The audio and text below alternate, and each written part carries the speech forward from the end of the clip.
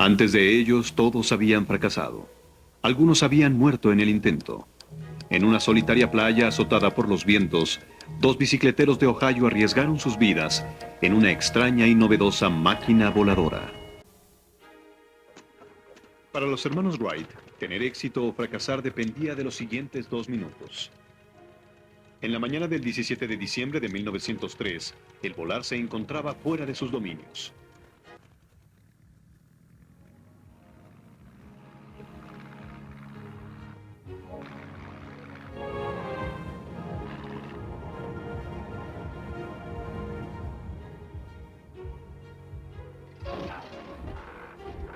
A finales del siglo XIX, volar era solo para las aves.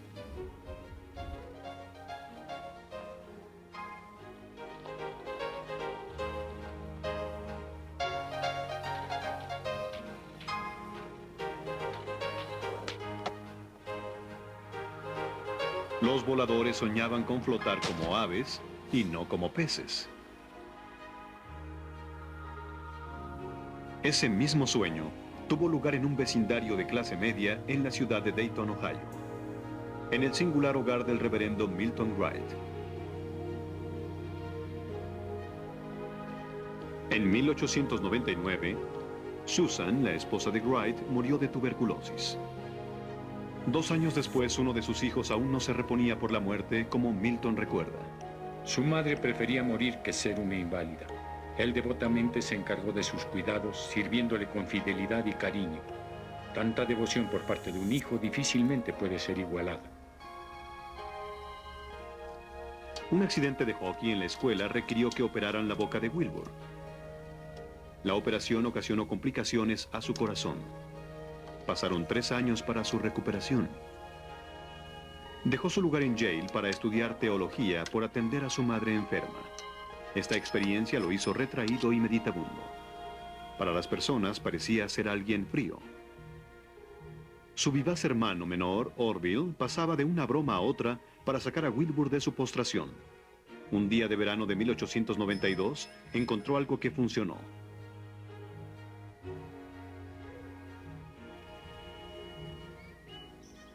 La moda de las bicicletas había llegado a Dayton.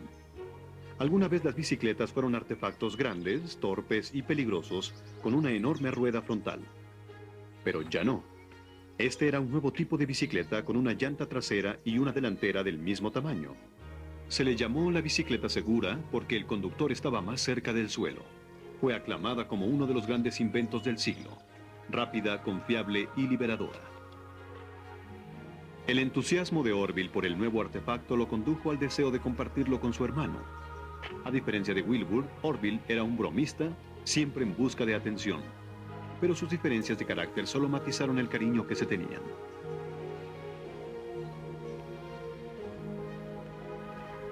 No había nada más triste para Orville que ver a su hermano mayor sumido en la depresión. Nada le daría más placer que dar a su hermano nuevos propósitos. Para el silencioso y retraído Wilbur, su primer viaje en bicicleta fue algo que nunca había vivido. Se sintió libre y por primera vez se preguntó qué se sentiría volar.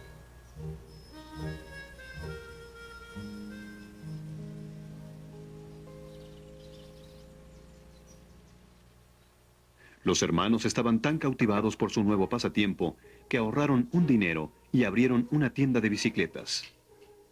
Al principio solo vendían y reparaban bicicletas, después comenzaron a modificarlas. En 3 años habían creado su propia bicicleta, la Special Wright. Aún en sus 20s, los hermanos Wright dirigían su propio y próspero negocio. Habían logrado el sueño americano, pero no era suficiente. Wilbur buscaba algo más. Comprendió que desperdiciaba su talento en una máquina que ya había sido perfeccionada por alguien más. Sin descanso buscó un rompecabezas más grande que armar. Si tengo un pensamiento que me domina, es la concepción de que el problema de volar puede ser resuelto por el hombre. Una vez que esta idea ha invadido el cerebro, lo posee por completo. Es un pensamiento tenaz, imposible de apartar. En 1899, escribió al Instituto Smithsoniano en Washington, D.C., solicitando todo sobre el tema de volar. Estoy a punto de empezar un estudio sistemático sobre el tema en la preparación para el trabajo práctico al cual me pienso dedicar el tiempo libre que me deja mi trabajo regular. Soy un entusiasta, mas no un excéntrico en el sentido de que tengo algunas teorías sobre la apropiada construcción de una máquina voladora. Atentamente, Wilbur Wright. En siglos anteriores, el avance real de los vuelos humanos eran en vehículos más ligeros que el aire. Globos impulsados con aire caliente o gas de hidrógeno podrían cubrir cientos de kilómetros. Pero algo más pesado que el aire aún era un vuelo de fantasía. Algunos avances se lograron con el inventor inglés John Stringfellow. Usando energía de vapor, diseñó un modelo de máquina voladora de autopropulsión que en realidad se elevó por debajo de su propio poder un par de pies. Un intento a gran escala lo ejecutó Hiram Maxim, el inventor norteamericano de la ametralladora. En 1893 construyó una nave de 4 toneladas que creyó volaría gracias a sus 2 motores de energía de vapor y 18 propulsores de tierra. Con una carga de 18 propulsores de tierra lanzado con ruedas de acero, batalló en una distancia de 2 pies en el aire y después se estrelló en la tierra. Los mejores resultados fueron hechos por el alemán Otto Lilienthal, volando simples planeadores. Hacía planeadores espectaculares para animar a la multitud, pero el gran festín fue publicar un grupo de tablas que evaluaban la aerodinámica en diversas superficies de alas. Su libro se convirtió en una biblia para todos los aspirantes a aviadores. Los instó a aprender sobre el primer aeroplano y a adentrarse a los términos propios del aire antes de arriesgarse a agregar un motor. Mientras piloteaba uno de sus aeroplanos, Lilienthal se estrelló y murió.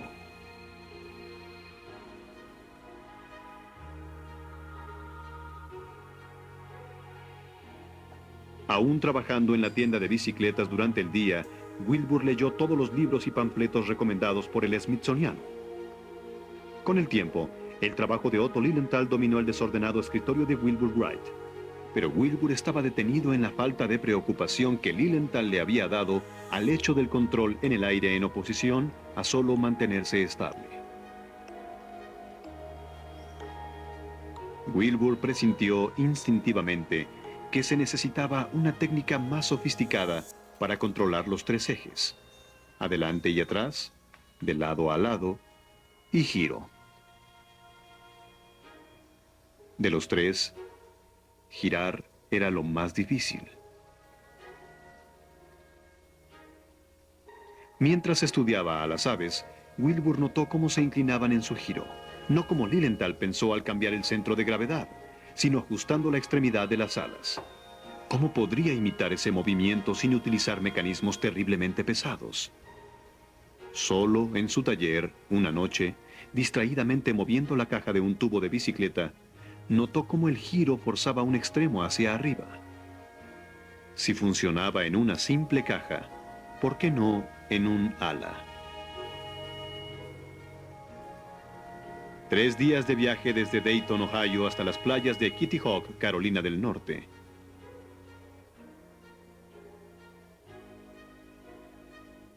Para los hermanos, este lugar era el ideal para hacer pruebas. La playa tenía 1,5 kilómetros de ancho y 96 de largo. Los vientos soplaban constantemente, y aquí podían intentar y fracasar en privado.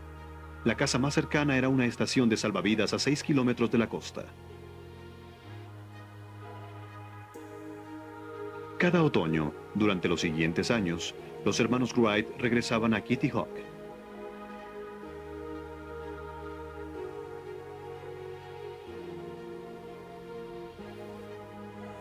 El primer año, Wilbur tenía solo una cosa en mente: probar su teoría de alabeo en un cometa hecho en casa.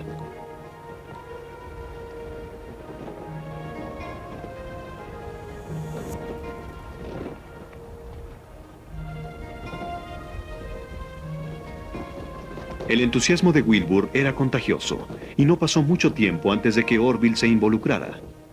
Desde ese momento los 2 hermanos se hicieron socios igualitarios en la búsqueda del vuelo.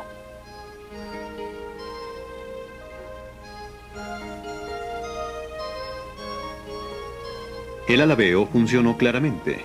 pero era difícil manipular las alas y la caña al mismo tiempo, especialmente con vientos fuertes. Peor aún, las alas no producían la elevación que Wilbur esperaba de las tablas de Lilienthal.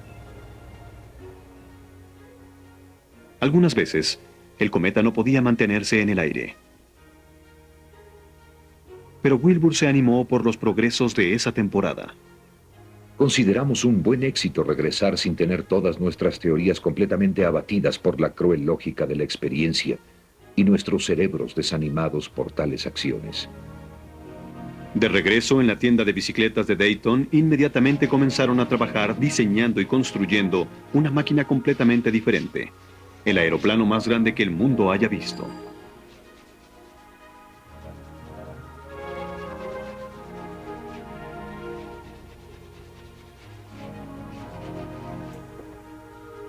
Medía 6 metros de ala a ala, con una fuerte curvatura de la ala para soportar el peso de la nave y al piloto.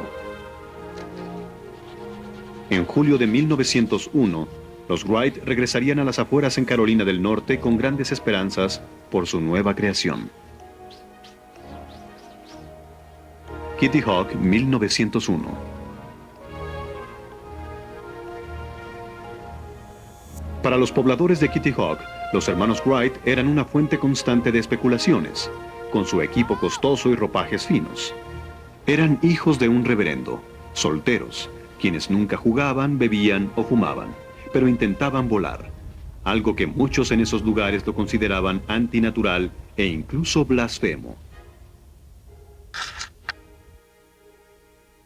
Para los hermanos, 1901 no fue un buen año. Su nuevo aeroplano fue algo decepcionante. ¡Vámonos!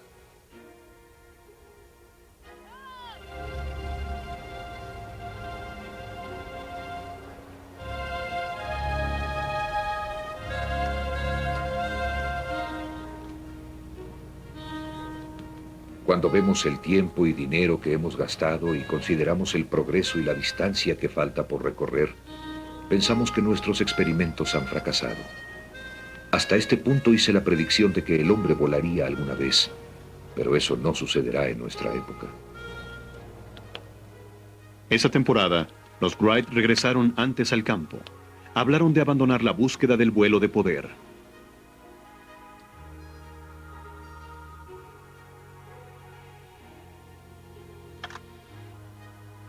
El siguiente agosto, Wilbur recibió la sorpresiva invitación de dirigirse a la prestigiada Sociedad Occidental de Ingenieros en Chicago por el tema de el vuelo. Habló del trabajo de los Wright hasta esa fecha, ilustrando su plática con imágenes de los aeroplanos más exitosos de 1901. Estaba abrumado por la respuesta. Pero otro inventor los retaba por el honor de ser el primer hombre en volar. El profesor Samuel Langley, un astrofísico reconocido mundialmente y director del Instituto Smithsoniano, construía una máquina voladora por sí mismo. Apoyado por un equipo de 4 trabajadores con un presupuesto de $50,000, se encontraba avanzado en el diseño y la manufactura de una máquina más pesada que el aire y con energía de gas. La carrera para quién sería el primer hombre en volar había comenzado. De regreso en Dayton, los hermanos decidieron establecer de una vez por todas si las tablas de Lilienthal eran correctas. En un túnel de viento que ellos mismos diseñaron, probaron 6 diferentes tipos de alas de metal de 15 centímetros. Con los experimentos del túnel de viento, llegó el sorprendente descubrimiento de que las representaciones de Lilienthal estaban mal. Esto condujo a otros progresos, uno de los más espectaculares en la historia de la aviación. Y el aeroplano de 1902 fue el resultado. Medía 9 metros de extremo a extremo, 30 centímetros más que la máquina de 1901. Las alas eran más estrechas y menos curvadas para producir un menor arrastre y mayor elevación. Pero proveía de más elevación una nueva caña horizontal al frente, equilibrada y doblada, muy diferente a la voluminosa caña rectangular de 1901.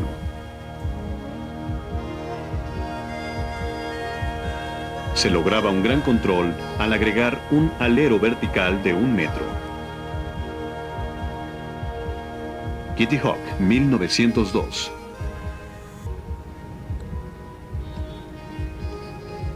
Con todo, fue el primer aeroplano en la historia en ser controlado por 3 ejes de movimiento.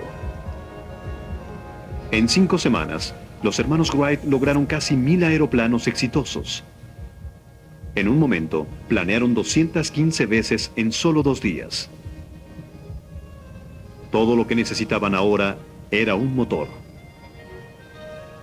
El vuelo de poder casi estaba a su alcance. Regresando a Dayton, los 2 hermanos construyeron uno con un motor de 12 caballos de fuerza y de combustión interna de la nada.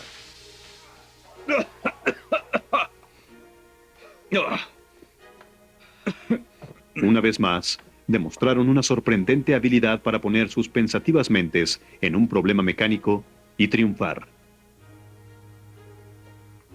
El diseño de los propulsores creó más desaliento. Lo que al principio parece ser un simple problema se hace más complejo mientras más lo estudiamos. Con la máquina volando hacia adelante, el aire hacia atrás, los propulsores hacia los lados, nada permanece en su lugar.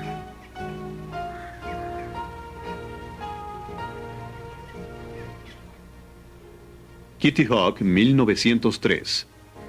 Pero a finales de septiembre de 1903 estaban listos. Dejaron Dayton con $1 de su padre Milton para telegrafiar si había éxito o fracaso. En cualquier caso, aseguraron que regresarían para Navidad. Inmediatamente comenzaron a construir su avión.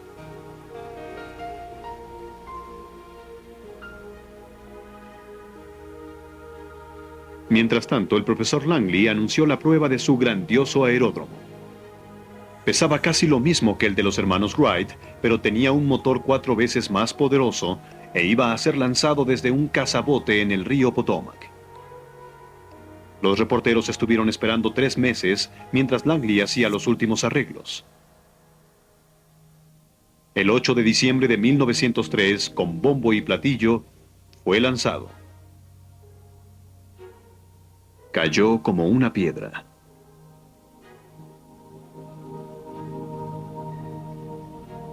Langley murió 3 años después, en bancarrota.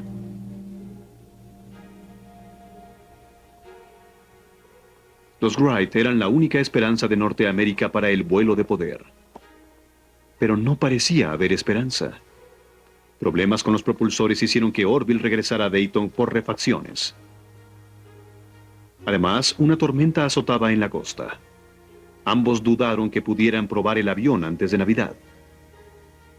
Después la lluvia terminó. El viento seguía soplando peligrosamente a 43 kilómetros por hora, pero los Wright decidieron arriesgarse. Colocaron una bandera para alertar a los testigos de la próxima estación salvavidas.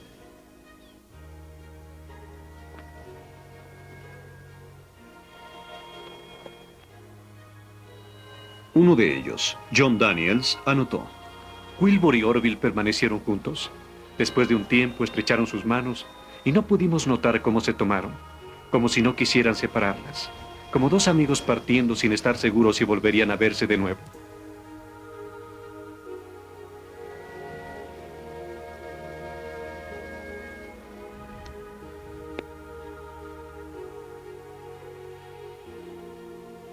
Orville ganó el juego. Las esperanzas de su hermano mayor estaban depositadas en él.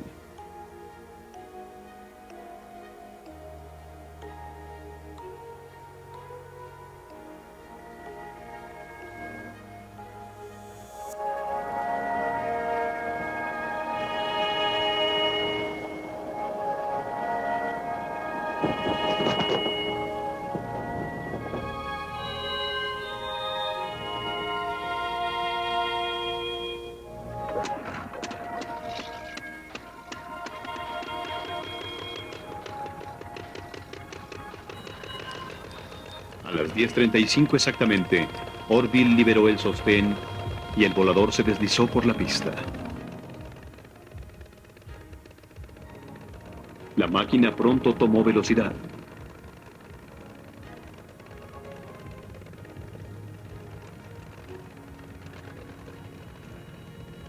Después de 1.300 metros de pista, el volador se elevó en el aire.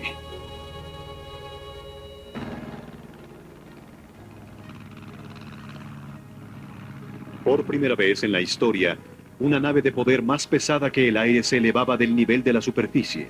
Se movió hacia adelante con su propio poder y aterrizó en un punto tan alto como comenzó.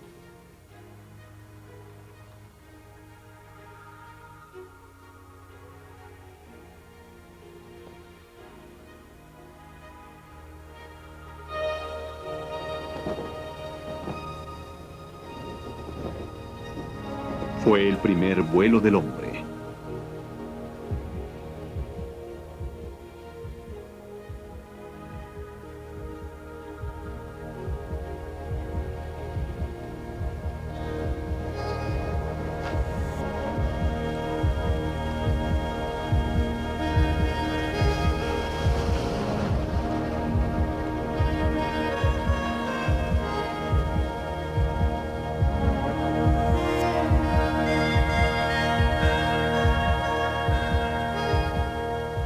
Con el dólar que su padre les dio, Wilbur envió la noticia.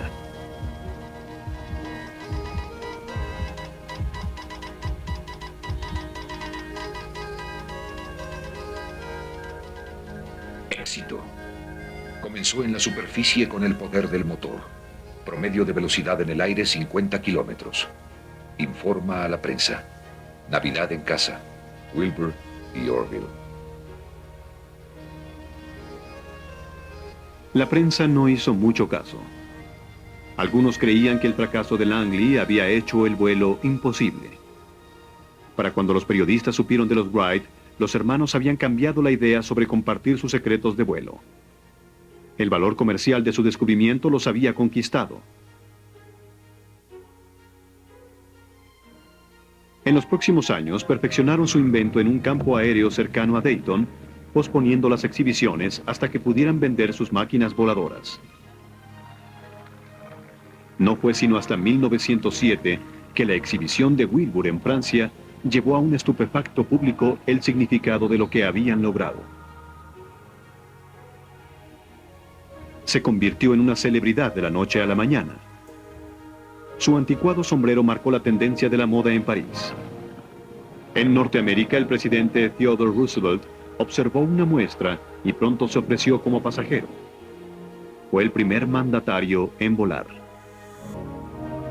Lo más espectacular frente a un público estimado en 1 millón de personas, Wilbur Wright, el mecánico bicicletero de Dayton, voló 32 kilómetros de la Estatua de la Libertad hacia Hudson, hasta Grand Stump y de regreso. Otros ahora lo entendían. Inspirado al ver a Wilbur en Le Mans, el francés Louis Blériot cruzó el canal inglés en 1909. En cuanto a los Wright, para 1912 eran hombres ricos y hacían planes para mudar a la familia a una enorme propiedad cerca de su antiguo hogar. Pero la batalla por defender su patente fue una molestia, particularmente para Wilbur, y en mayo, después de un ataque de comida envenenada, murió. Fue aclamado como héroe nacional. Su hermano Orville murió en 1948 en la era del jet, donde por millones el vuelo se había convertido en un hecho. En esa playa de Kitty Hawk, un mundo viejo murió. El nuevo elevó sus alas.